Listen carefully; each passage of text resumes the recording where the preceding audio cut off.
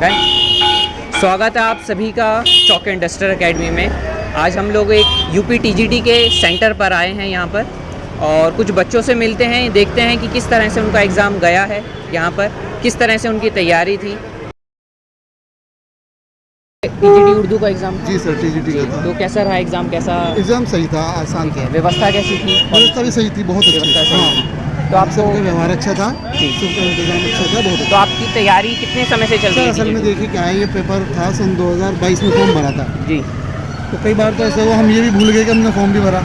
Okay.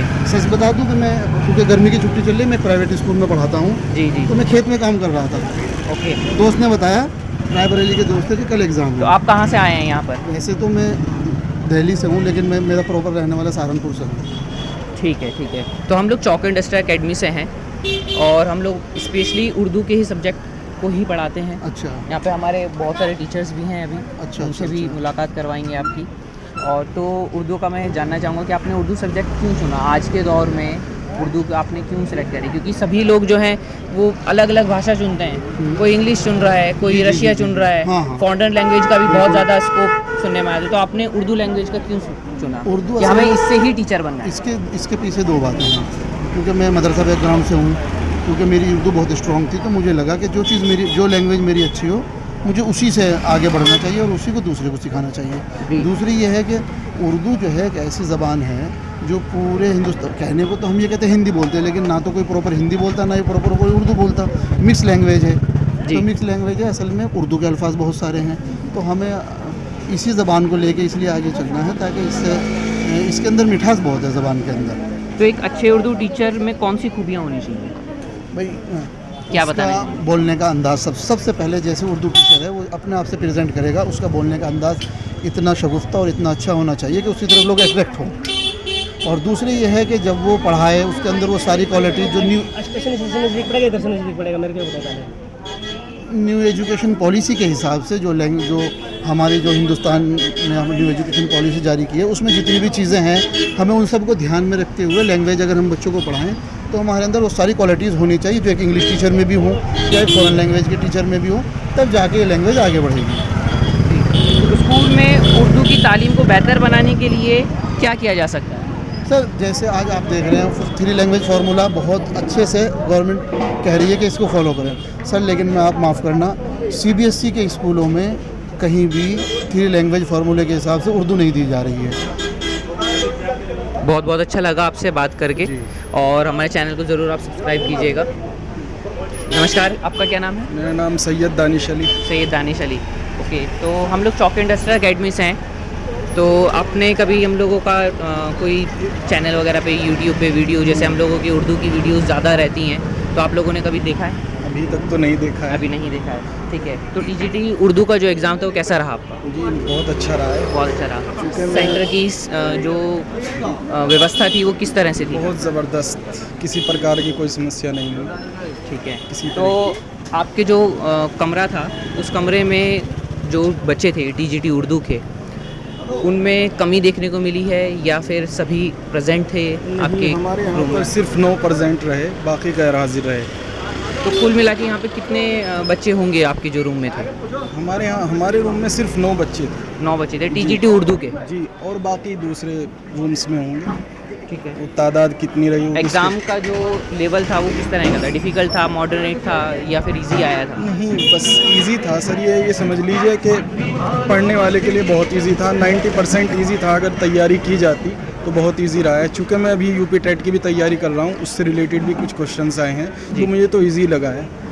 बहुत ज़्यादा easy रहा है। अगर पढ़ लेते इजीली हो जाता। 90% तो बहुत आसानी से हो जाता। ठीक है, ठीक है। तो आपकी तैयारी के मुताबिक क्या लगता है आपको कि आपने जो तैयारी करी थी उसके मुताबिक ही पेपर आया था? जी, मैंने उसी के मुताबिक आया और बीच में थोड़ा सा डिस्कनेक्ट भी हो गया था, चूँकि 2022 में फॉर्म फिल किए गए थे, तैयारी कर भी रहा था और फिर बीच में दूसरे एग्ज़ाम की भी तैयारी हो रही थी।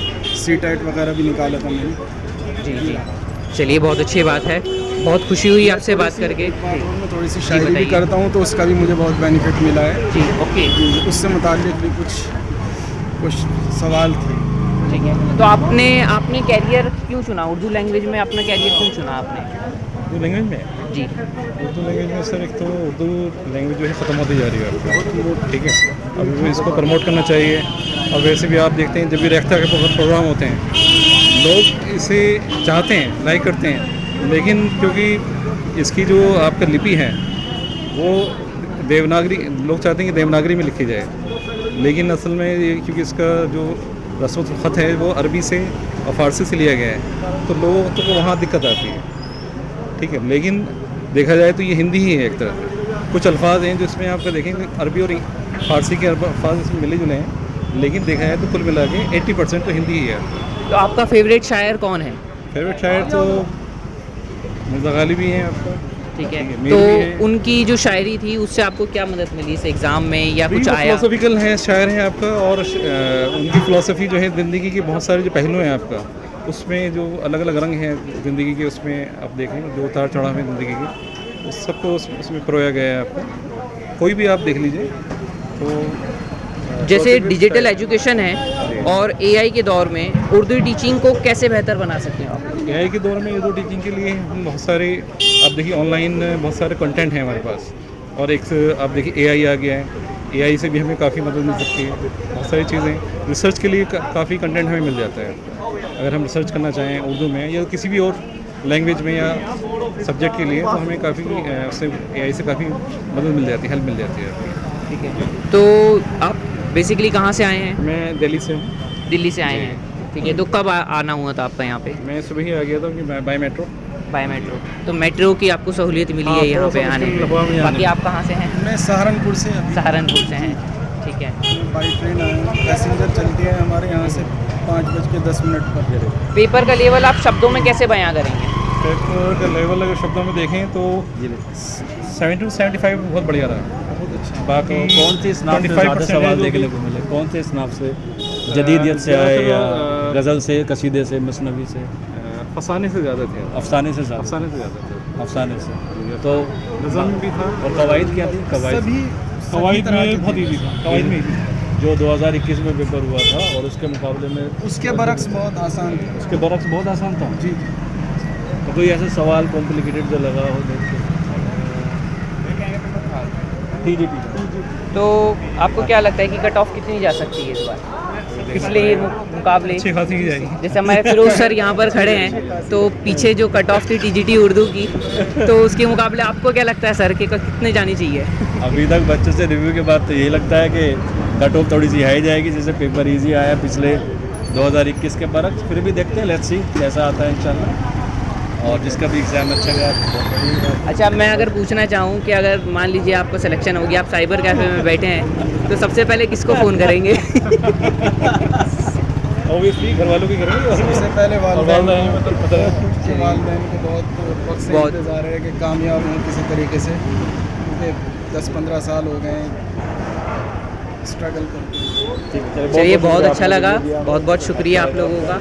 आपके यूट्यूब पे से हाँ, chalk and thank you sir. Chalk and